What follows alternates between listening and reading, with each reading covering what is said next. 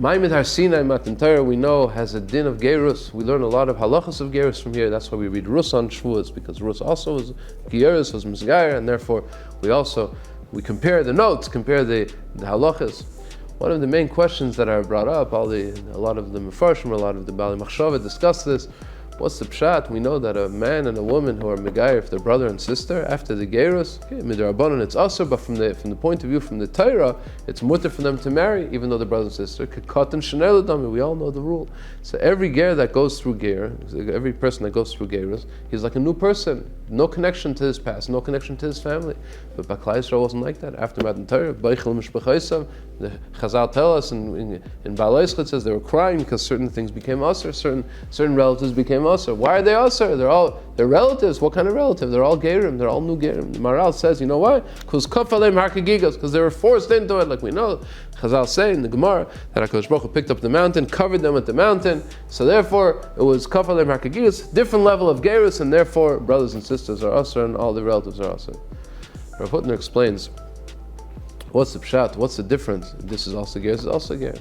We all know the famous Rambam. The Rambam says, how does it work? A person doesn't want to bring a carbon, a person has to give a get, doesn't want to give a get, so we beat him until he says, yes, I want. He doesn't really want, we're beating him into it. The Rambam says, because every Yid has an internal will and desire to do the Ratzon Hashem, and when we have the Yetzer Hara, we have the Sa'ar Shabba'isa, and the beating him just takes away that covering, the Yetzer Hara, which covers his internal will and desire to do HaKadosh Baruch Hu. When he says Reitzani, he really means it. He really means Reitzani.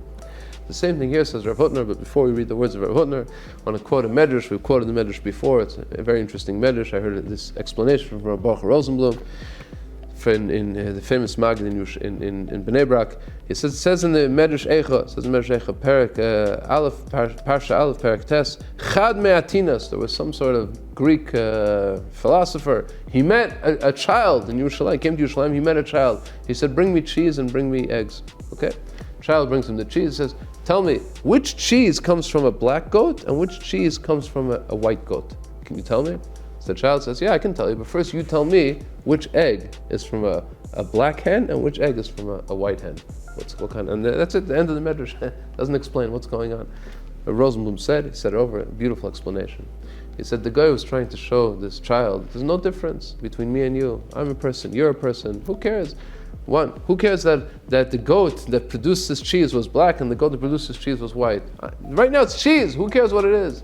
And the boy answers, not so. Inside every egg there's a small chicken already growing, and that chicken in the egg will know when it's born. Will know who his grandfather was, who his father was. Will know because in the egg it's not just an egg that came out of a white chicken. It's an egg together with something inside it. A Yid has an internal ancestry of Avraham, Yitzchak, and Yaakov. When he's born, he already has within him the potential to become the reality of being a ben Avraham, Yitzchak, and Yaakov. Says Rav Hutner, this is also what's happening here. Very similar. He says, when Klal Yisrael went through Gerus on Matan Torah, it wasn't the beginning of the process; it was the end. The beginning of the process began when Avraham Avinu said that he realized there's a Baal Abira. He found HaKadosh Baruch Hu, and HaKadosh Baruch Hu chose him to be the father of Avraham and Goyim, and the HaKadosh Baruch Hu was already planning. Yes, until the last minute, like the Ramchal says in Derech Hashem, at the end of Derech Hashem, he explains very beautifully, the Elon Shel Avraham Avinu, until the last minute, if Klal Yisrael would not have accepted the Torah, everything would have been lost. But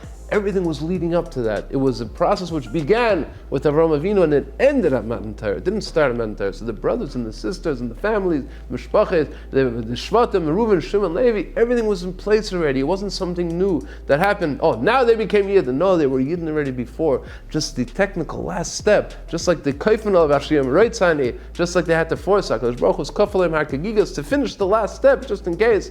So there shouldn't be any trouble at the last minute. But really, in reality, Klal Yisrael was already Klal Yisrael before that. They already had the potential to be Klal Yisrael. Now we're going into the Yom Tov of Shavuos. We're going to the Yom Tov Matan Torah. Like we know, Matan Torah repeats itself every year. It wasn't just something that happened 3,500 years ago. Something that happened that repeats itself every single year. We have the ability and the potential to tap into all the schools of Matan Torah, all the schools of Kabbalah's HaTorah, and we should be zeicha to reach the madregas that the Yidden reached by Yom Mahim Bazman Hazeh, and this time to be able to tap into our internal desires and internal wills, that we want to do HaKadosh Baruch Hu's will, we want to be Mekayim Kol HaTorah Kula, we want to learn Kol HaTorah Kula, which should be zeicha to a Chag Sameach, to a Freilich in Yom Tiv, and a Freilich in Matan Torah.